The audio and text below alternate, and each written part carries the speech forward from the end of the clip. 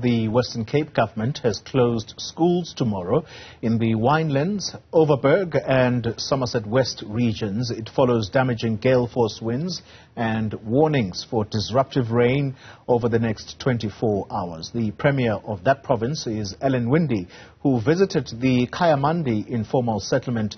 This was in Stellenbosch today, where some 300 structures were gutted by a fire.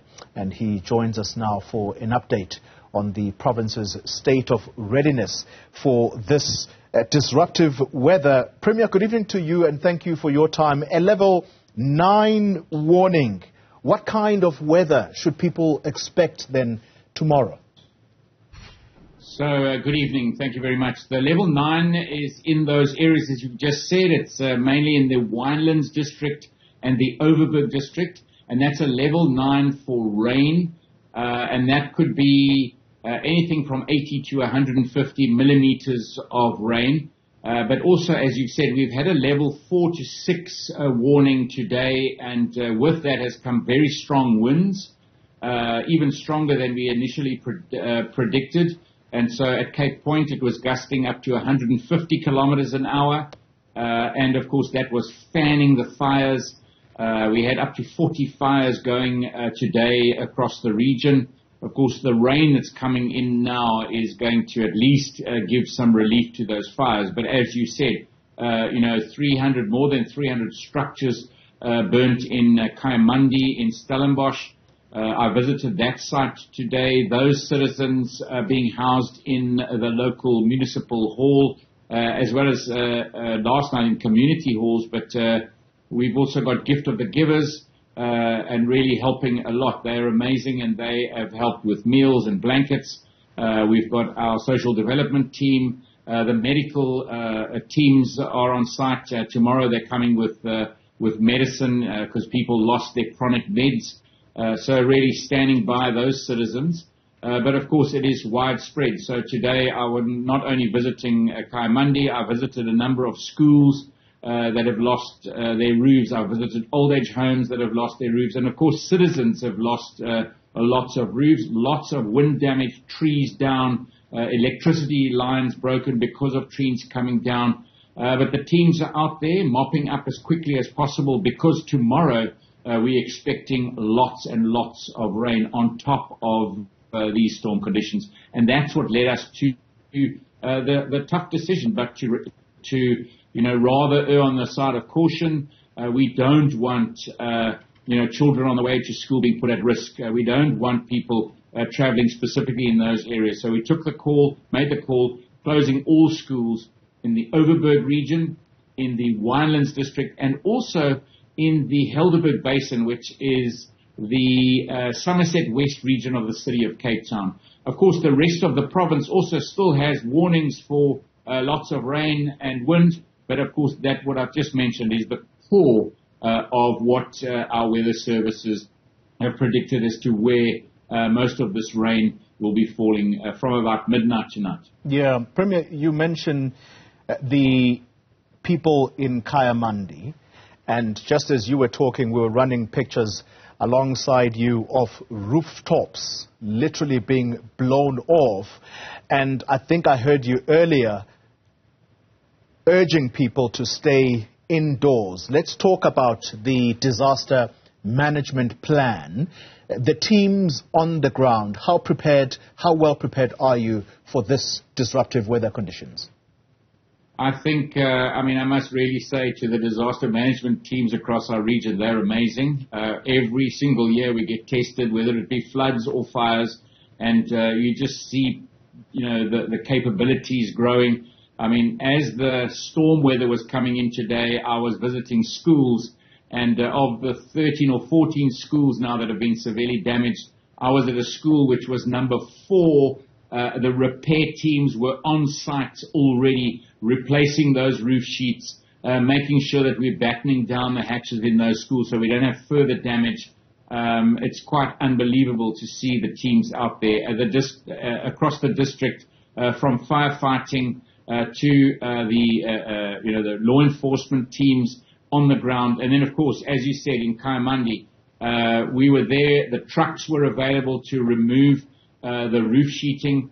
People were given time. There was a community meeting. People were given time to try to get whatever they could salvage. But then we want to move in with the vehicles, because earlier today, with these high winds, you've got these burnt pieces of roof sheeting flying around. Very, very dangerous.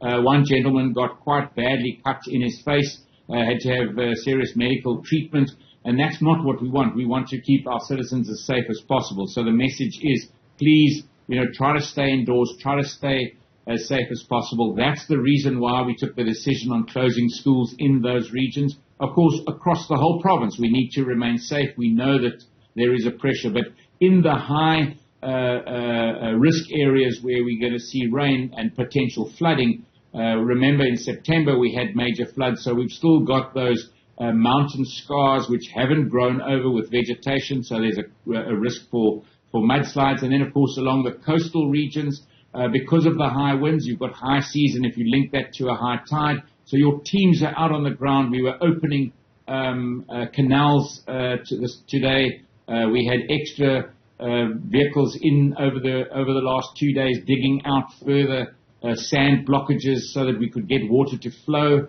And of course, in our coastal regions, making sure that those estuaries are able to take the brunt of the storm, and if they needed to be opened, they would have been opened today, so that if the rain comes, it doesn't flood back up and flood people's homes behind those barriers, which are where the estuaries are perhaps closed into the ocean. Yeah. So I think in general we're as prepared as we can be, but we've all got to make sure that there's winds blowing out today. I mean, if you could, I don't know if you can hear it, but next to me here, the window, you can hear the wind outside. It is tremendously strong, and as I said, 150 kilometers an hour at Cape Point today. The highest wind gust measured at the airport in Stellenbosch was 303 kilometers.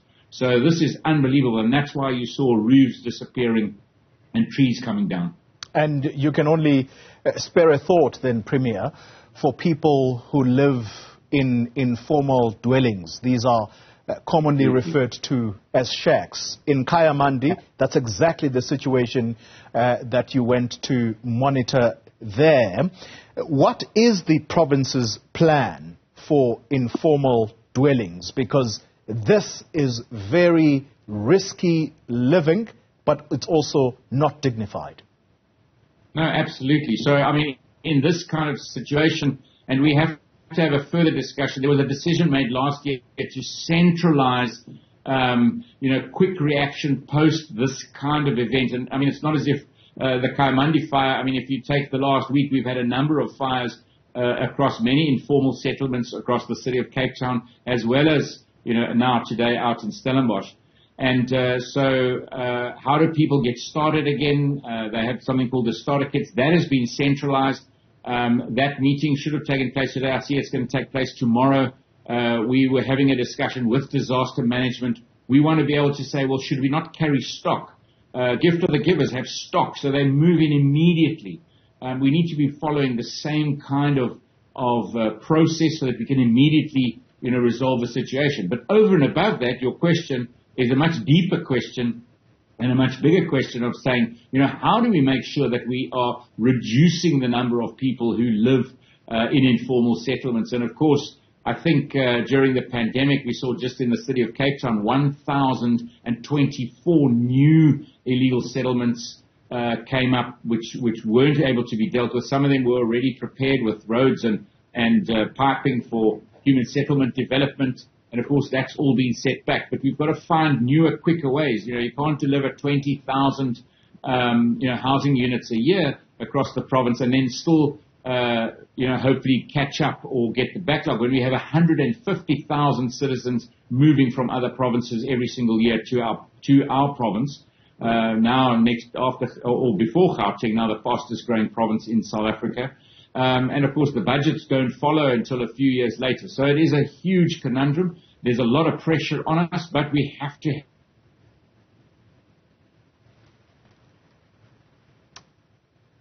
Premier Winde, I think the connection to Ellen Winde has cut off, and we do apologize about that. Premier, I'm told that we have reconnected to you. Just on the last point, Premier, you were out and about, I think it was yesterday, launching the provincial manifesto of the Democratic Alliance, and you spoke about running an innovative government.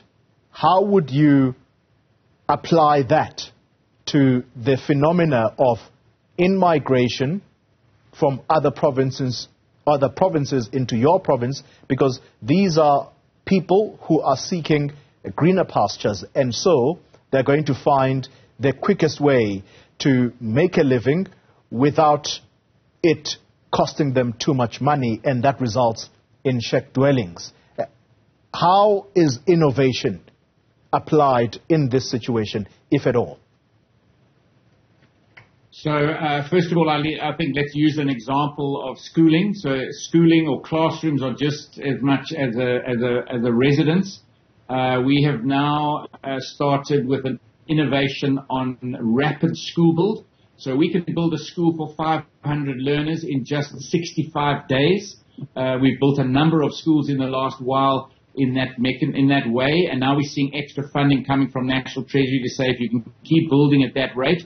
Now we're doing exactly the same thing to say, how do you apply that to delivering housing for citizens? How do you speed that up? So rapid build in housing. At the same time, I mean, we've already started with the program of, it's called the Better Living Model. It was started a while ago. We really create densification. We used a hospital site for 4,000 units. That is live-work place. So we've got schools going up, multi-story housing going up, and other working opportunities in the same development.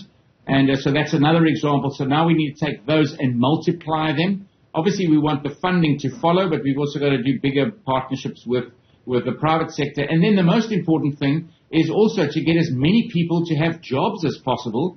And I must say that looking back on the last 5 years, I've looked forward, and you spoke about manifesto. How do we put another 800,000 jobs in place in the Western Cape? But I'm immensely proud. I actually had to check this number a few times, but 78.9% of all jobs in South Africa came from one province, and that's the Western Cape. Now, of course, we need more than that, but that is a massive number. It really is phenomenal. And we've got to keep that momentum going because, of course, when you've got a job, you can rent an apartment, you can buy your own house over time. So that's exactly what we've got to do at the same time as we speed up housing delivery and school delivery.